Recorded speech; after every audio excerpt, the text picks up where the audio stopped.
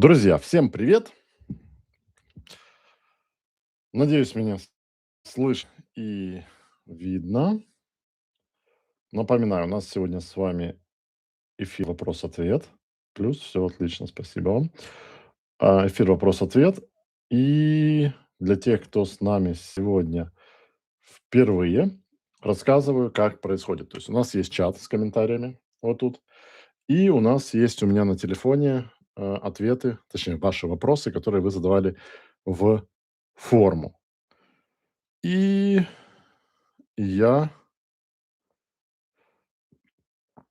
так, я в первую очередь открываю ваши вопросы из формы, потому что те, кто задали их в форме, задали их вовремя.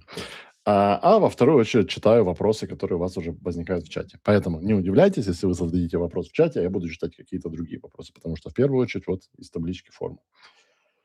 Окей,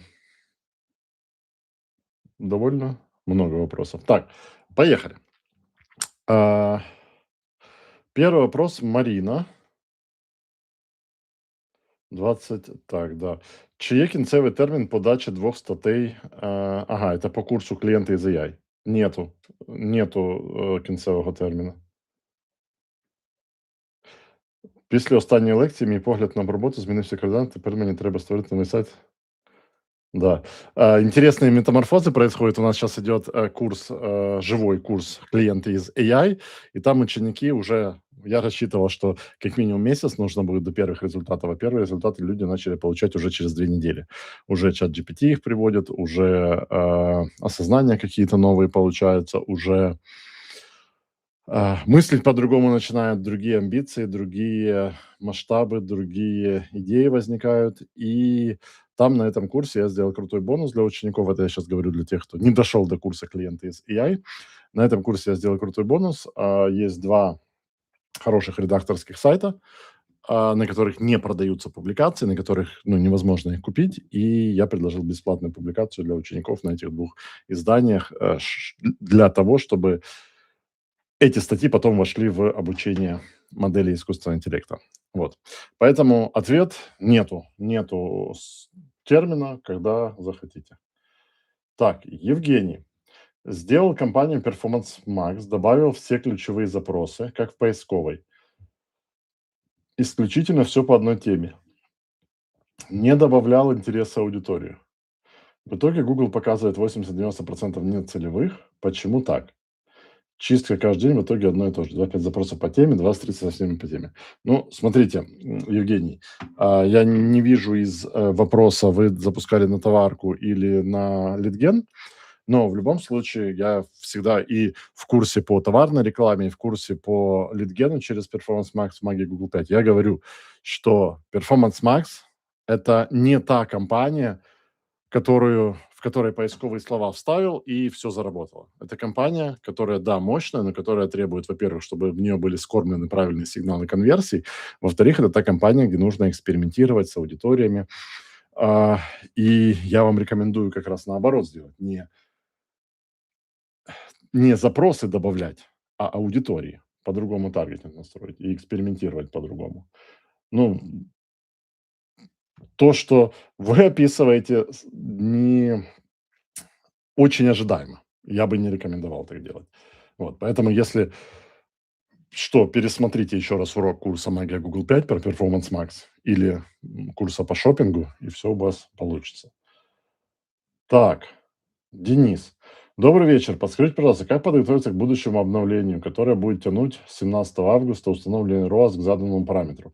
Например, у меня компания Fidonly стоит 500%, работает на 800-900. Но если я начну поднимать по 10-15% раз в 2 недели, то компания начинает работать хуже. Как быть в таком случае? Ну, смотрите, если вы имеете в виду обновление стратегии назначения ставок, которая грядет в Гугле, это не совсем в понимании, что оно будет тянуть к заданному параметру. То есть это не означает, что реклама вдруг станет дороже, потому что у вас лучше показатели, и он вам его будет снижать.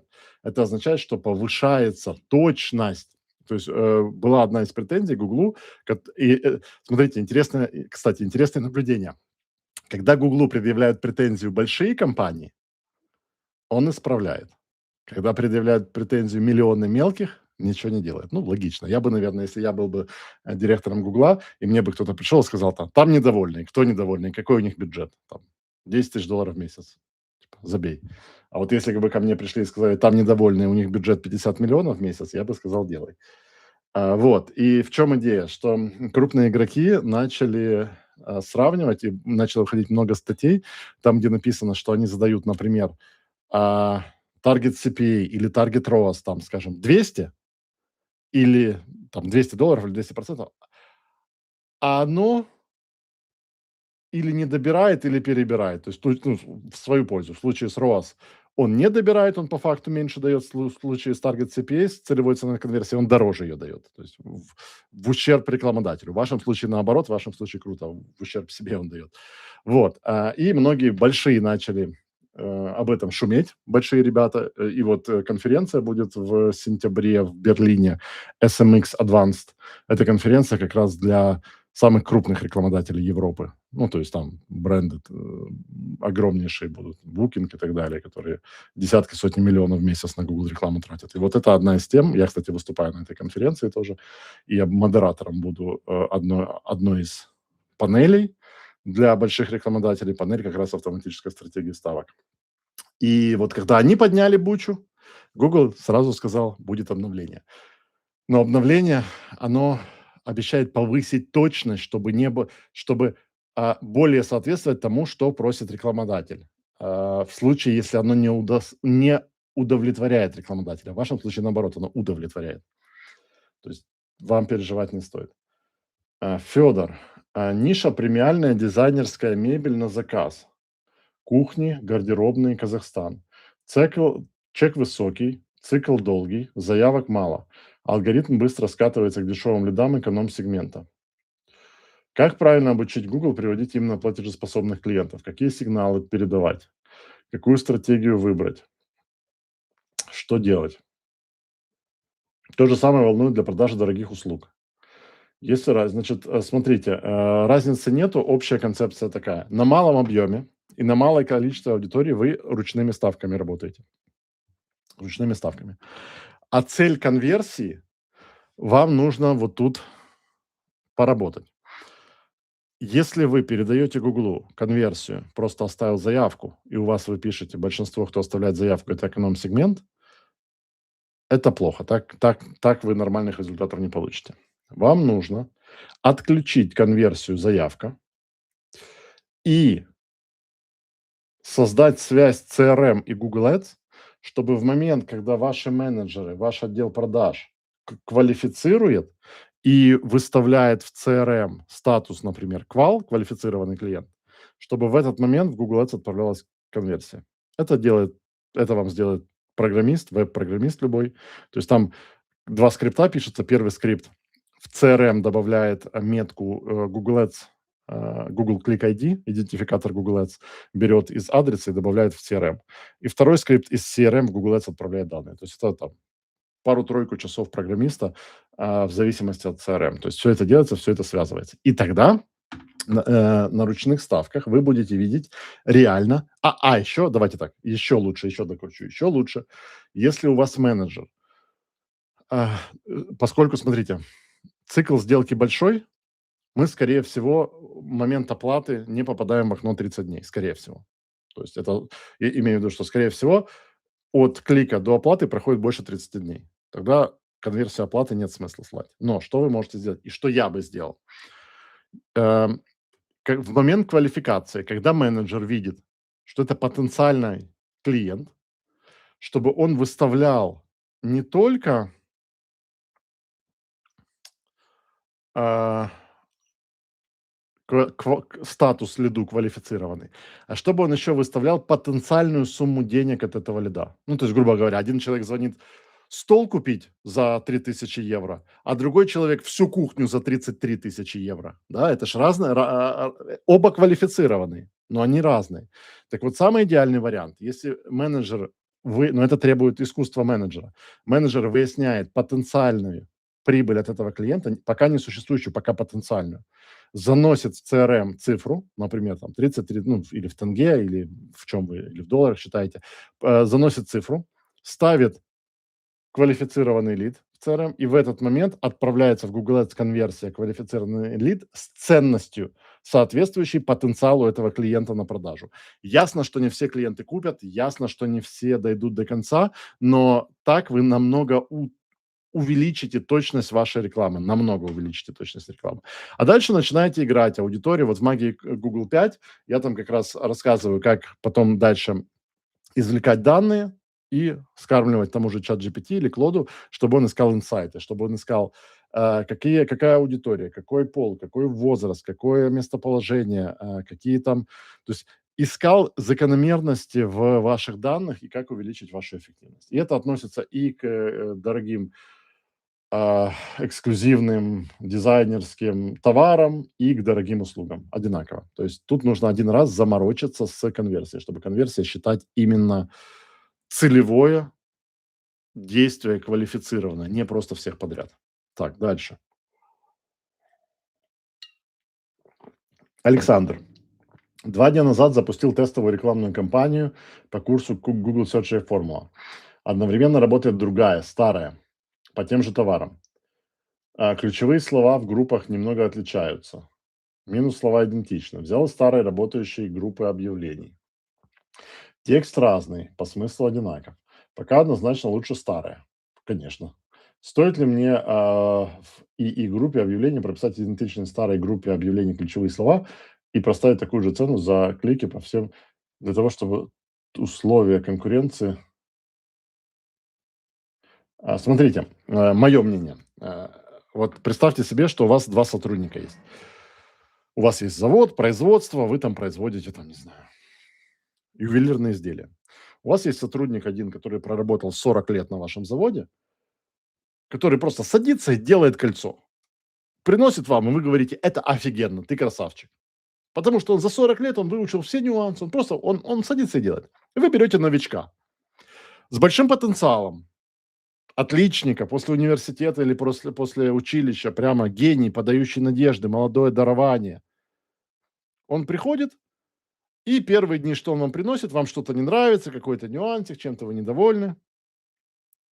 Станете ли вы говорить: молодой, иди отсюда, уходи, увольняйся, вот старый лучше? Ну, скорее всего, нет, потому что вы понимаете, что, ну, нужно время обучиться, нужно время притереться. И то же самое в вашем случае. Алгоритм Гугла, ему нужно время, чтобы собрать данные. На старой компании у него гигантское количество данных. То есть он идеальный просто исполнитель, который полностью понимает, кому в какой момент, когда показать вашу рекламу. А у новичка еще данных мало. Поэтому, конечно же, подождать, пока обучится. А, Плюс, смотрите, не всегда вот вы оцениваете тут по какому, кстати, критерию? Непонятно по какому критерию. Вы пишете просто однозначно лучше работает старая. Но возникает логичный вопрос. Если вы оцениваете по критерию, например, цена лида, то в старой может быть дешевле, но в новой может быть шире охват, больше. То есть вы, может, больше, да, дороже, но больше клиентов принесете. Если вы оцениваете по количеству, в новой может быть дешевле. То есть, понимаете, мыслить, сравнивать новую, старую, особенно с разными ключевыми словами, это очень опасное занятие. И говорить, кто лучше. Вот смотрите, я владелец бизнеса. У меня классная рекламная кампания работает, идеальная, старая, идеальная рекламная кампания, она работает великолепно, она мне приносит 10 клиентов в месяц. Вот 10 клиентов в месяц она мне приносит, каждый по $100. Ну и мне, ну, нормально. Вот нормально. 10 в месяц по $100, $1000 я на нее трачу, все хорошо. И тут я создаю новую. Новая мне приносит 100 клиентов, да, 100 клиентов, но по $20. Если я на нее гляну с точки зрения сегодняшнего дня, я ее отключу. Я скажу, это слишком дорого. Ну, во-первых, мне не нужно 100 клиентов, мне не нужно в 10 раз больше клиентов. А во-вторых, мне не нужно в 2 раза дороже. Все, отключаем, остаемся с первым. А с точки зрения, например, альтернативного я, человека, который видит возможности, человека, который умеет строить процессы, альтернативный я скажет: "Стоп, так я теперь бизнес могу построить в 10 раз больше. Да, за каждого лида я буду платить $20, в 2 раза больше, но у меня бизнес будет в 10 раз больше. И в конце месяца денег в моем кармане встанет намного больше, чем было на 10". То есть, понимаете, каждый человек, смотря на 2 разные компании, сравнивает их, относясь к своему текущему положению. Кто-то говорит: "Это фигня, выключай", кто-то говорит: "Блин, так это же невероятные возможности". И вот тут вот, соответственно, а, исходя из того, что для вас нужно. Дальше. Ирина. Добрый день, спасибо за обучение, пожалуйста. Несколько вопросов. Первый. Как можно повысить рейтинг, search rank Google Ads и уменьшить процент потерянных показов за рейтингом? Какие действия в первую очередь дают наибольший эффект? На рейтинг, на quality score, показатель качества. В курсе есть урок про показатель качества, влияет. Ну, во-первых, посмотрите урок про показатель качества. Влияет. Процент полученных, ой, какой процент полученных показов? Ожидаемый CTR, качество целевой страницы, качество объявления. 3 параметра. Над ними надо работать. А во всех 3 я рассказываю в курсе. Посмотрите внимательно. Самый большой эффект дает ожидаемый CTR, то есть работа с объявлениями. Самый большой эффект. На втором месте релевантность посадочная и релевантность объявлений. Так, процент потерянных показов из-за рейтинга 59-60%, из-за бюджета 35%. Какой показатель сейчас важнее улучшать? Показатель качества. Все правильно. То же, что и вы в первом вопросе задали. Так, 3. Каждый месяц с 1 по 5 число мы получаем звонки из других городов, а после 5 числа ситуация нормализуется. С чем это может быть связано? Что можно проверить или изменить в настройках рекламной кампании? Ну, вот такой вот паттерн, что каждый месяц в определенных числах, мне интуиция моя говорит, что это не реклама. Это, скорее всего, люди или провайдер, это технические, скорее всего, нюансы. Вряд ли это реклама. Ну, не слышал я о таких глюках, что в "Гугле" там в четные числа показывает хорошо, а в четные неплохо, или с 1 по 5 показывает людям в других городах. То есть проверьте ваши настройки.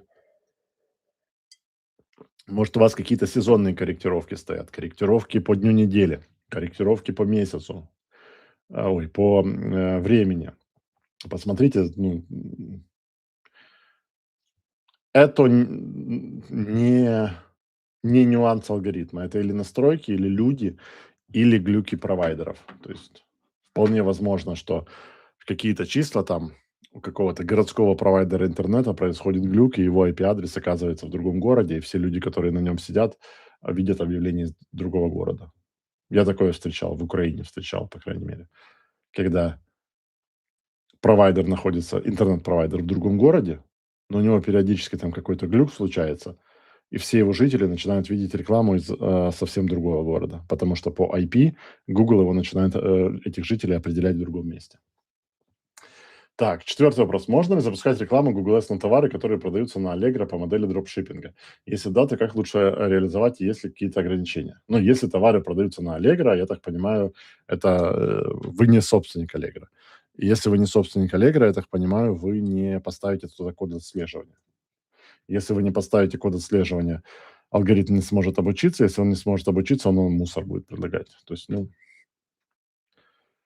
это будет слив денег, скорее всего. Смотрите, я не говорю, что это невозможно.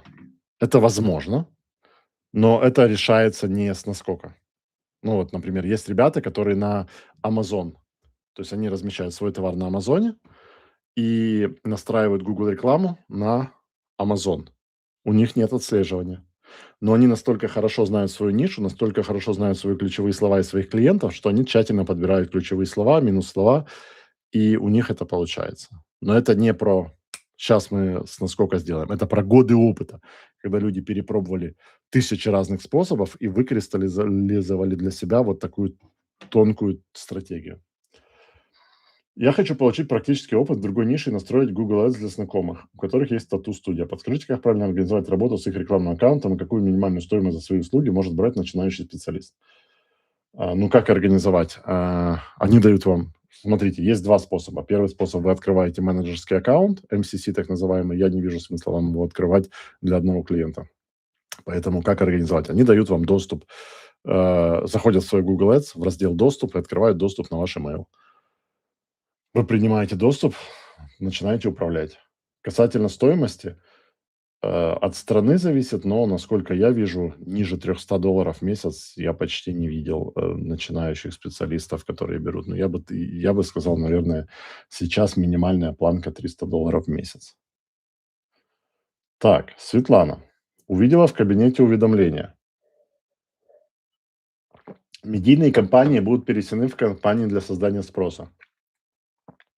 Поясните, пожалуйста, что хочет сказать Google и чем нам это грозит? Можно ли как это обойти? Спасибо. Смотрите, Светлана, Google говорит, что компании, которые называются компании в КМС, контекстно-медийной сети, Google переносит в компании Demand Gen, компании для создания спроса. Я очень сомневаюсь, что вы использовали компании с КМС.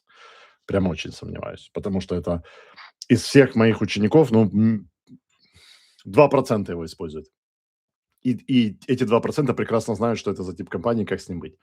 Поэтому, если вы реально использовали компании в КМС, то они будут просто превращены в Demand Gen, в компанию для генерации спроса. Если вы их не использовали, то никоим образом это вас вообще не коснется. Так, Роман, если не было продаж или продажи были только в рознице, зачем делать декомпозицию, если нет главных чисел? Конверсия, средний чек. Это из разряда е если я не запустил еще бизнес, то зачем мне предварительно рассчитывать бизнес-план? Смотрите, бизнес, я грешил, я запускал бизнесы без бизнес-плана, ни один из них не дожил до сегодня. Все они прогорели и полностью, потому что сейчас я понимаю, что когда ты что-то запускаешь, создаешь бизнес, тебе хотя бы примерно, хотя бы в каком-то коридоре нужно понимать твои цифры. Ясно, ты их точно не знаешь. То же самое декомпозиция. Зачем делать декомпозицию, если у тебя еще нет цифр? А чтобы потом не получилось, что твои цифры, твои ожидания физически не могут быть воплощены. Вот сколько раз я читал отзывы учеников, когда они пишут: мы сделали декомпозицию и поняли, что даже при конверсии 100%, что не может быть правдой, что не существует в природе, мы не получим нужных нам цифр по тому методу, которым мы хотим начинать. Вот для чего декомпозиция. Для того, чтобы вы могли ответить на главный вопрос. А вообще это возможно, то, что я придумал? И в процессе, когда у вас начинают появляться главные цифры, вы их уточняете. Сначала вы задаетесь, вы думаете: я думаю, что конверсия будет 8%, или 7%, или 2%. А потом, когда у вас начинаются реальные заказы, вы видите реальную конверсию, возвращаетесь в таблицу декомпозиции и ее вставляете и считаете. То же самое средний чек. И тогда это уточняет ваш расчет. Но если расчета не было, то потом может быть очень много сюрпризов, когда все не так хорошо, как рисовалось в голове. Так, Юля, когда делаю компанию, Google предлагает бюджет 90 в день. Клиент имеет возможность только 40 тратить. Имеет ли смысл делать? Имеет. То, что Google рекомендует, это он рекомендует. Вы ставите столько, сколько ставите. Вопрос по целевым звонкам. Если цель – звонки, они приходят низкого качества. Ищут другие компании. CallRail не стоит. Как улучшить качество звонков? Не ставя CallRail. Ответ – никак. CallRail, вы, наверное, колл-трекинг имеете в виду. Без колл-трекинга качество звонков алгоритм вам не улучшит никогда. Поэтому первое – колл-трекинг. Второе – квалификация в колл-трекинге. Например, считать конверсия, звонок дольше 30 секунд. Или считать конверсия, звонок больше минуты. Или считать конверсия, звонок, в конце которого менеджер там нажал какую-то квалифицирующую кнопку. Без колл-трекинга звонки не считаются. Давайте так, я не прав, считаются. берете, например, у вас есть 5 рекламных кампаний. В каждой по 2 группы объявлений. Ну, давайте образно. У вас есть 10 ключевых слов. Это вот ответ на вопрос, как улучшить качество без колл-трекинга. Например, у вас есть 10 ключевых слов. Покупайте 10 мобильных телефонов, 10 сим-карт. Сзади каждого телефона пишите одно из ключевых слов. Все разносите ключевые слова по разным группам. В каждой группе объявлений свое объявление, ведущее на свою версию посадочной страницы. Дальше динамически с помощью программиста делаете на посадочной странице 10 подменных номеров на ваши 10 телефонов, чтобы если человек по этому ключевому слову перешел, он увидел номер именно вот этого телефона. Ну и дальше менеджер во время звонка должен смотреть, по какому ключевому слову пришел человек. Такой подход вам заставит, наверное, ну, во-первых, времени, денег, нервов менеджеров ваших истратить столько, что вам колл-трекинг покажется великолепным, дешевым, классным идеей. Вот. Поэтому замерить можно, но мне кажется, проще заплатить там сколько колл-трекинг стоит? $50 в месяц. Окей. Идем дальше. Еще вопрос от Юли. Букинг в CRM цель. За месяц пришло 3 букинга в CRM. Как понять, это люди в этом площади не готовы бронировать ремонт кондиционеров или неверные ключевые слова? На конкурентов посмотреть. Берете те же ключевые слова, вводите. Если конкуренты показывают свою рекламу, то люди готовы по этим ключевым словам бронировать. Очень простой тест. Если кто-то показывает рекламу по этим ключевым словам, то люди готовы платить. Если никто не показывает, то, скорее всего, нет. Дальше смотрите на посадочных конкурентов, смотрите на свою и находите, что у вас не так, почему у них бронируют, а у вас нет. Игорь, период учета конверсий. Алексей. Привет, Игорь. Период учета конверсий у меня 30 дней по заинтересованным просмотрам.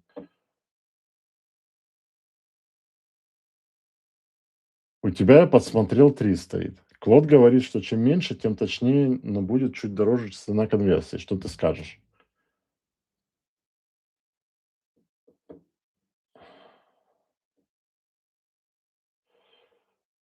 Не знаю ответа на этот вопрос. Ну, чтобы мне ответить, мне нужно знать кучу цифр. Что за бизнес, где этот бизнес, какой средний цикл сделки, какой средний цикл деквалификации, сколько дней проходит до первого контакта, какие результаты первого контакта. Ну, ту цифру, которую я себе поставил, я эту цифру поставил после там дня анализа результативности работы отдела продаж. Вот. То есть я день крутил, думал цифры, потом поставил. Сказать цифру, не видя ни одной цифры, не знаю. Поэтому тут не подскажу. Могут ли нормально работать 2 PMax-компании на одну и ту же страницу с разными сегментами? Могут. Вообще великолепно. Отлично работают. Даже из разных аккаунтов, если там аффилиат кто-то льет. Ну, великолепно. Алексей, посоветуй еще литературу интересную или видео, которые в последнее время тебя вдохновили. Ну, наверное, самое, что меня в последнее время вдохновило пересмотреть вообще видение мировой экономики, это книга, я вам сейчас название в чат скину. Realonomics. Это книга 25 года, которую написал британский банкир. И прям открывает глаза на то, что происходит в финансовой системе мира, и очень заставляет переосмыслить то, что сейчас происходит, что неоклассическая экономика, которую все мы учили в институтах, что это прошлый день, но мы еще этого не осознали. Ну, а последствия этого аукнутся всем. Вот, это по книгам. Так, теперь в чате читаю. Так, посоветуйте CRM, в которой можно реализовать Google Click ID. Но на самом деле в любой CRM можно ну ладно, не буду говорить в любой. В каждой CRM, которую я встречал за свою практику, можно реализовать Google Click ID. Вопрос обычно не в CRM, а в программисте. Создается в CRM отдельное поле, пишется скрипт, который в момент создания лида подтягивает поле клиента из его URL, второй скрипт, который отправляет. То есть я еще не встречал CRM, в котором делать нельзя. Поэтому это как посоветуйте автомобиль, у которого 4 колеса. И не встречал автомобиля не с 4 колесами, поэтому посоветовать не могу. Вот точно так же тут любая. Вопрос программист. Алена, здравствуйте, я второй подрядчик. Переняла Google Ads и запустила компанию «Зимние сады». Другие 3 компании стоят на паузе, шли плохо, поэтому первый подрядчик был уволен. Я продолжаю свой вопрос. Убрать с паузы с каким интервалом?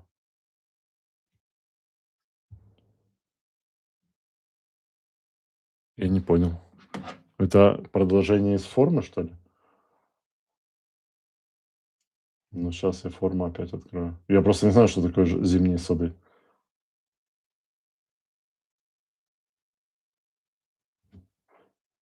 Другие 3 компании на паузе шли плохо. Первый подрядчик уволен.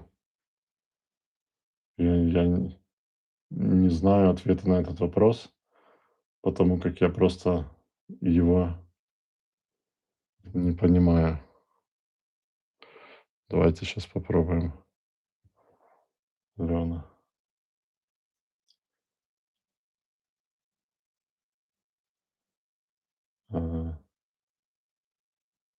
Тут не было Алены. Ну, тогда я не знаю я не понимаю вопрос. Я не знаю, что такое «Зимние сады» и что шло плохо, и почему был уволен, и с каким интервалом, тоже не знаю. Так, дальше. Игорь, спасибо за ответ. То есть про обновление 17 августа. Я могу не переживать, и не нужно пытаться тянуть. Не-не-не, в вашем случае, да, в вашем случае все хорошо. Так, Алена, одну из них я вообще бы отключила. Google Ads у моих клиентов идет с февраля 26 года. Конверсии очень мало. С каким интервалом запустить другие 2 паузированные кампании и отключить 4-ю?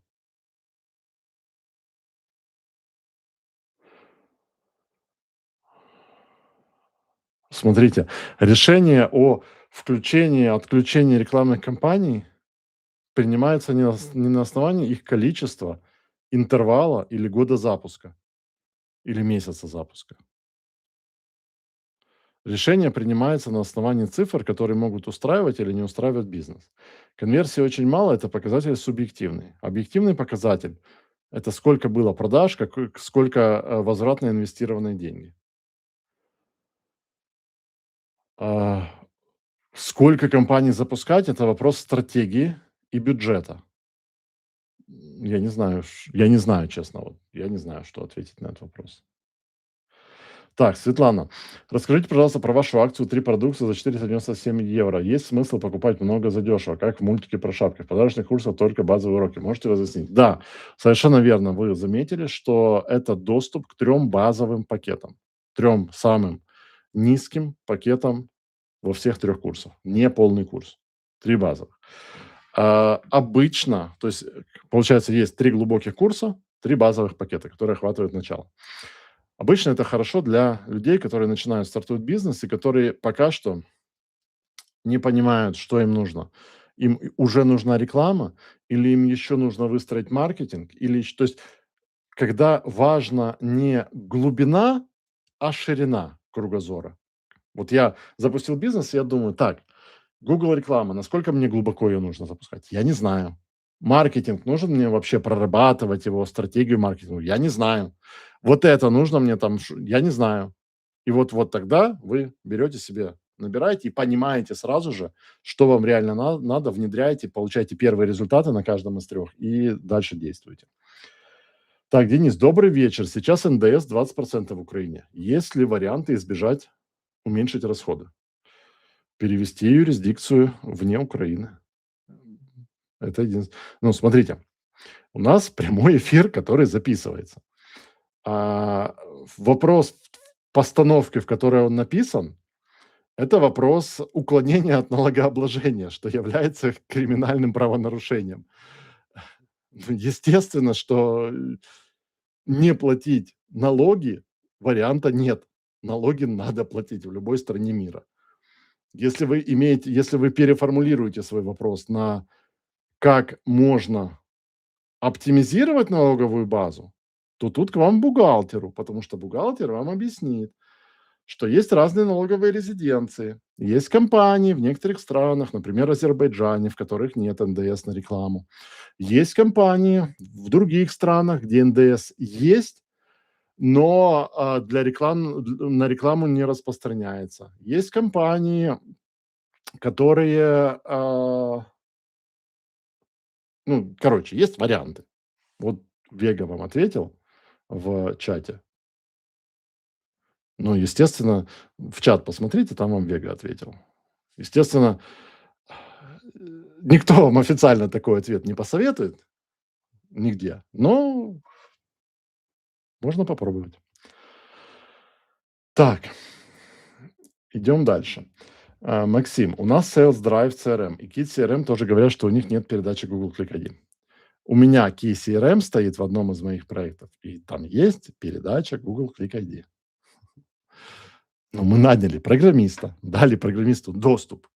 Смотрите, вы сравниваете из коробки, ну вот, да, если вы прямо спросите техподдержку, есть ли у вас готовое поле Google Click ID, они скажут нету.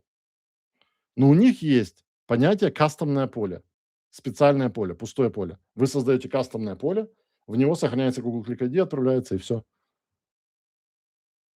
То есть э, любая CRM может быть через кастомное поле. Ну, их техподдержка, потому что техподдержку, типа, вы спрашиваете, есть такое готовое решение в CRM? Они говорят, нет, готового нету. Но для любого программиста, ну, я не знаю, как для любого, но всех программистов, которых мы нанимали на CRM, это было типа, ну, раз сделал, день работы, $300, все готово. Так, можно только через загрузку и выгрузку вручную делать. Можно и так, можно и через загрузку, выгрузку вручную. Так, Игорь, аккаунт молодой, тратим $13 в день, quality score 6, теряем 90% по рейтингу. Это нормально с малым бюджетом или так быть не должно? Я бы сказал, что если вы теряете 90% показов по рейтингу на $13 в день, мне кажется, у вас там перебор по ключевым словам. То есть вы, скорее всего, добавили больше ключевых слов, чем этот аккаунт физически может тянуть с $13 в день. Поставьте на паузу все ключевые слова, кроме самых перспективных, и для самых перспективных увеличьте показатель качества, постарайтесь увеличить. И вот тогда будет результат. Игорь, можно ссылку на книгу, или я ее не увидел? А я в чат выше писал, вот, Realonomics, How the Economy Really Works and How to Fix It. Выше написал. Ссылки нет, я в магазине книжном покупал, ссылки нету. Ставьте фоп. Вот, да, уже ответили. Окей, супер, супер. Завтра с ними разберемся. Да. Спасибо за ответ. Пожалуйста. Друзья, если еще есть вопросы в чат, welcome, задавайте. Если нету, то пару минут жду и будем тогда идти наслаждаться летом дальше. Так. Ладно, пока думайте, что хочу рассказать. Мне кажется, не все из присутствующих тут есть на курсе «Клиенты из AI». Но, в общем, на последнем занятии «Клиенты из AI» мы с учениками придумали, на самом деле, не то, что придумали, а увидели очень крутую возможность, которой все сразу захотели воспользоваться. Поэтому делюсь этой возможностью со всеми, кто не на курсе «Клиенты из AI». В чем идея? Что один из мощнейших источников продвижения под AI — это видео на YouTube.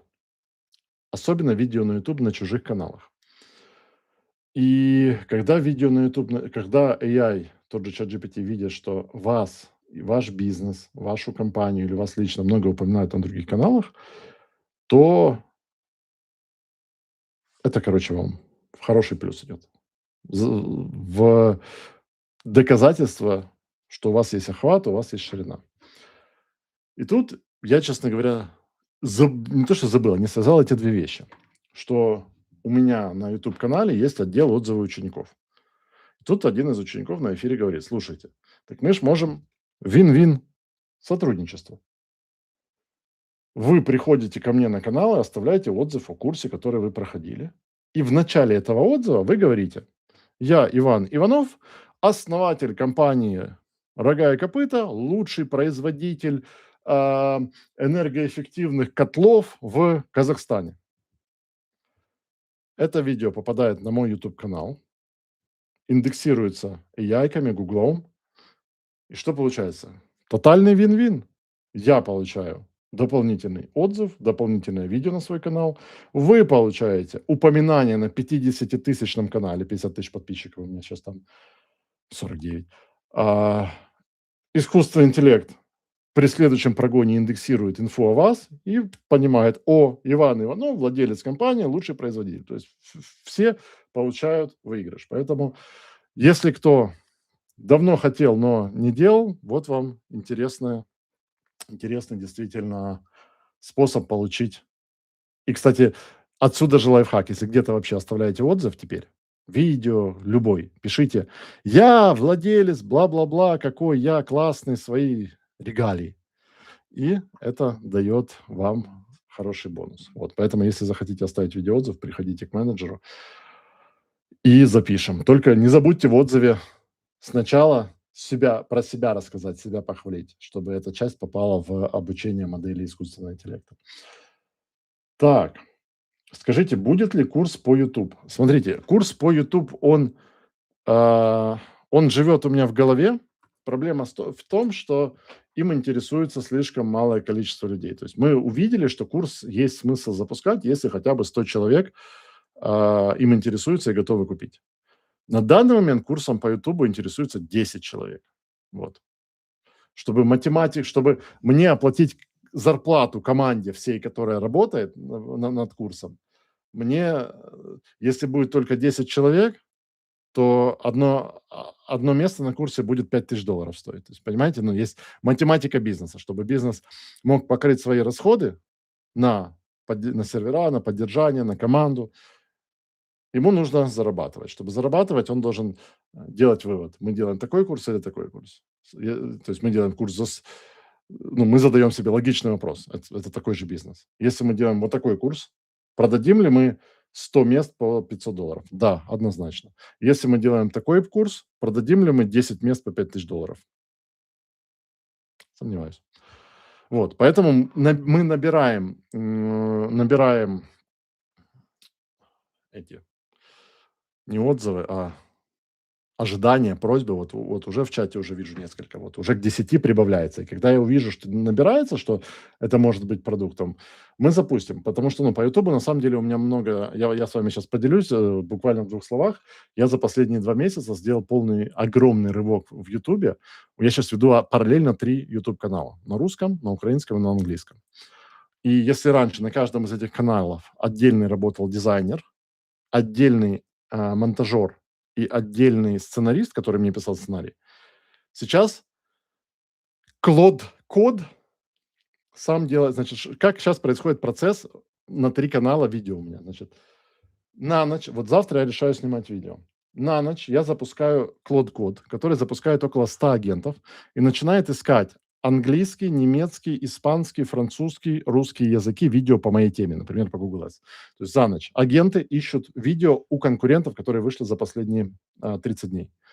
По каждому видео они скачивают, сколько лайков, просмотров, комментариев, и транскрибация этих видео скачивают. Дальше они смотрят, что именно в этих видео говорили конкуренты, и принимают решение, какие завтра я буду снимать видео про Google Ads. 8 видео я за раз снимаю. Выбирает название видео. Дальше берет 10 видео конкурентов по этой же теме, берет их транскрибации и берет из них лучшее. И компилирует для меня самое лучшее видео. Раньше у меня или у сценариста ушло бы на это полдня, на одно видео. 10 видео конкурентов просмотреть, а взять у них лучшее. Сейчас AI берет 10, анализирует, берет самое лучшее, потом отдельный агент депрессерчик глубокого исследования пробегает еще добирает цифр, данных, интересных вещей в это видео, чтобы оно прям бомбовое получилось. Потом пишется сценарий под меня, под это видео. Сценарий, потом кодекс, это ChatGPT кодекс и Gemini Google вдвоем на каждое видео рисуют по 3 варианта превью вместо дизайнера. А Грок, третий агент, выбирает, кто лучше справился. То есть у них соревнование идет. Кодекс и Google, Gemini пытаются нарисовать лучший дизайн картины. Грок– судья, он выбирает, кто из них нарисовал лучше, и мы берем 3 самые лучшие варианта без дизайнера в YouTube. Потом отдельный агент пишет оптимизированное под SEO и под продвижение в AI заголовок, описание, тайм-коды. А, Потом мне остается, ну вот у меня штука такая тут стоит, называется этот телесуфлер. На телесуфлере я запускаю, начитываю сценарий, потом отдельный агент идет в Eleven Labs, например, сценарий для русского канала, для русскоязычного записываю, идет в Eleven Labs, автоматом делает дубляж моего аудио в этом сценарии на украинский язык и на английский, автоматом субтитры качественные, все это заливается на канал. Эффект невероятный, просто бомбовый. Это вот как сейчас, то есть фактически сейчас 3 YouTube-канала веду я, Клод Код ночами, который работает, ну, около там 105 агентов за ночь отрабатывают. И единственное, чего еще не автоматизировали, это монтажер, который сидит, все это потом нарезает. Вот так. Так, подскажите, как бы вы продвигали тематику твердотопливных котлов и дымоходов? Продажа или установка, или опт? От этого зависит. Я бы, наверное, продвигал. Ну, смотрите, я не считаю, что бизнесы в рамках одной бизнес-модели можно продвигать То есть смотрите, вот ваша сфера твердотопливные котлы- это может быть B2B бизнес. И я считаю, что в B2B бизнесе хоть котлы, хоть, резину для фур продвигаются одинаково. Это может быть B2C услуга, это может быть B2C товар. Сформулируйте, кому вы продаете и что именно, услугу или товар. Так, благодарю за курс "Клиенты из AI". И вам спасибо за обратную связь. Курс получился невероятно крутым. Я сам не ожидал, что настолько мощным получится, и что ученики будут получать результаты уже на второй неделе курса. Я рассчитывал минимум через месяц, в лучшем случае. Тут на второй неделе пишет: ко мне пришел клиент из чата GPT. Так, Ольга, смотрю свою рекламу через предварительные просмотры, диагностика, и мою рекламу не находит. Говорит, в вашем аккаунте нет ключевых слов поиска, хотя напрямую скопировал одно из ключевых. Смотрите, предварительные просмотры, диагностика– это самый глючный инструмент Гугла. Это инструмент Гугла, который не обновлялся лет 8. Они сами говорят, что он глючный. Просто попробуйте через день. То есть, смотрите, если я смотрю в диагностику ключевых слов, и он говорит, мое объявление не показывается, но при этом я смотрю на объявление, и там 100 показов, ну, цифра ж есть. Посмотрите, сколько показывало объявление. Так, Федор, вопрос касаемо сложных тем. Крипта, юруслуги, медицина. Есть ли какие-то тонкости, обходные пути для официальных рекламных кампаний в разрешенных странах и не только? Ну, сертификация. То есть, если ваша реклама, например, там, казино, по умолчанию заблокировано. Но если у вас есть, например, в Канаде, там есть провинция Онтарио, по-моему, в которой официально разрешено иметь онлайн-казино и рекламировать его. Если у вас есть лицензия провинции Онтарио на деятельность казино, все, Google вам дает зеленый свет, рекламируй как казино, как хочешь, хоть, ну, вообще как угодно. То есть Google действует согласно законов стран, в которых он работает. Все. А дальше искусство– это найти, в каких странах законы не такие строгие, как в других, и построить на этом свою стратегию. Так. Окей. Тоже хочу курс по YouTube, но уже вот 3. Трое, окей. 13 уже в сумме. Как вы относитесь к AI-агентам, которые настраивают рекламу, созданную по правильным знаниям? Или же пока человек все равно выиграет, машина в этом пока не очень умна? Ну, на самом деле, я практически реализовал это. То есть я взял месяц назад, скормил все мои, короче, Ну, грубо говоря, мой мозг касательно рекламы отдал моему Клод-коду и попросил его настроить пару тестовых кампаний. Это было жесть. Ну, вообще жесть. В одной компании он настроил кампанию на Болгарию и включил там немецкий язык. Я говорю: "Объясни мне, ну, типа, как это вообще?" Ну, говорю, может, какую-то там логика у тебя очень секретная есть, может, ты обнаружил какое-то, а, поселение немцев в Болгарии и решил на них таргетироваться. Он говорит: "Нет, я просто, ну, типа, натупил". Поэтому на данный момент то есть обучался я, как я делал? Я свои данные скормил, потом я нашел все, до которых мои руки добрались в интернете, скиллы для Claude Code, которые от агентств, от компаний больших, взял у них все эти скиллы, скомпилировал самое лучшее, взял из них, разобрал каждый скилл, взял все в свой, и все равно тупит. Все равно я глазами просматриваю рекламную кампанию, и вот такое движение у меня регулярно, когда, ну, типа ты смотришь, и вроде бы все правильно, но там какая-то, ну, там, например, он может написать тебе ключевое слово, там, купить сковородку. И тут же минус слово купить сковородку. Я говорю: "А как так?" А он говорит: "А когда я писал ключевые слова, я ориентировался на вот эту базу данных, а когда писал минус слова, на вот эту базу данных. И судя по второй базе данных, купить сковородку было, плохое ключевое слово, а судя по первой хорошее.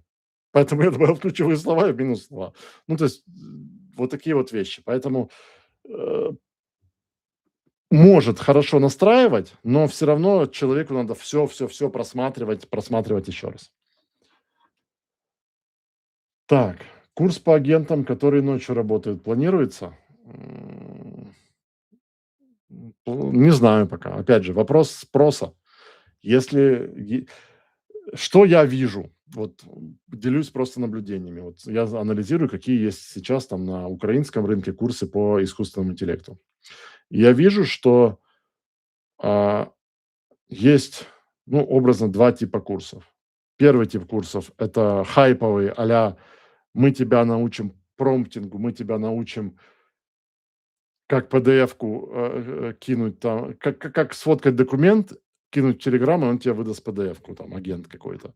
И все хлопают в ладоши, и на такие курсы приходят 10 000 учеников, там платят по $200-300, и они счастливы, что они научились делать абсолютно бесполезную вещь, но с помощью агентов. Вот. И вторая категория, вот где я объясняю сложные вещи простым языком, но все равно нужно думать, и люди такие: "Не, это слишком сложно". Поэтому, скорее всего, курс планируется, но, как только я смогу найти способ, как привлечь аудиторию, потому что это что, я же говорю, это что же бизнес? Это, люди, вот что я вижу с искусственным интеллектом, люди хотят каких-то фишечек. Я смотрел англоязычный курс на School, где учат картинки в ChatGPT создавать. 50 000 учеников, 100 баксов курс, $500 000 за несколько месяцев. Я в шоке. Промпты учат. Промпты, которыми уже никто не пользуется, они учат, как писать промпты, как, ну, типа, а люди счастливы, радуются, и никто не задает себе вопрос: "А нахрена мне эти картинки?" Вот это главный вопрос. Но, то есть люди радуются от обучения чему-то, не понимая, зачем им это. Ну, тут, наверное, у меня мой предприниматель и ваш предпринимательский мозг, по-другому настроен, когда я чему-то учусь, первый вопрос, который я задаю, вот я чему-то учусь. Это улучшит меня, мой бизнес, что-либо? Если нет, то нафиг оно мне надо. Ну, по приколу разве что. Вот если по приколу, то да, наверное. Так, Валерий, Игорь, надо сделать опрос в группах ТГ о курсе по YouTube. Может, картинка более будет понятна уже делать, или пока пусть полежит, посозревает идея такого курса. Отлично. Я думаю, вот где-то сейчас август мертвый сезон в любом случае. Это уже много лет мы видим во всех проектах, во всех бизнесах. В сентябре, я думаю, сделаем. И я хочу курс по YouTube. 14. Я тоже так сделал. Нашел еще репозиторий на GitHub с этими скиллами, но пока нет нужного результата. Да, то есть результаты пока что оставляют желать лучшего. Но создатели этих скиллов рассказывают, что тебе больше не нужно будет думать о Google Ads, за тебя все сделает Claude, за тебя все сделает скилл, все будет вообще бомба-ракета. Но потом оказывается, что ты рекламу показываешь э, германоязычным болгарам по запросу "купить сковородку" с минус словом "купить сковородку" на русском. Ключевое слово. Вот. Окей. Э, Так, друзья, вопросов больше не вижу. Я думаю, мы уже все прошли. Поэтому спасибо, что вы со мной. А, Увидимся в следующем эфире "Вопрос-ответ". Всем хорошего отдыха, тщательно отдохнуть, перезагрузиться. И в сентябре бизнес-сезон, сентябрь во всех бизнесах мощный сезон, чтобы мы с вами туда ворвались с классными результатами. Все, друзья, всем пока, до новых встреч.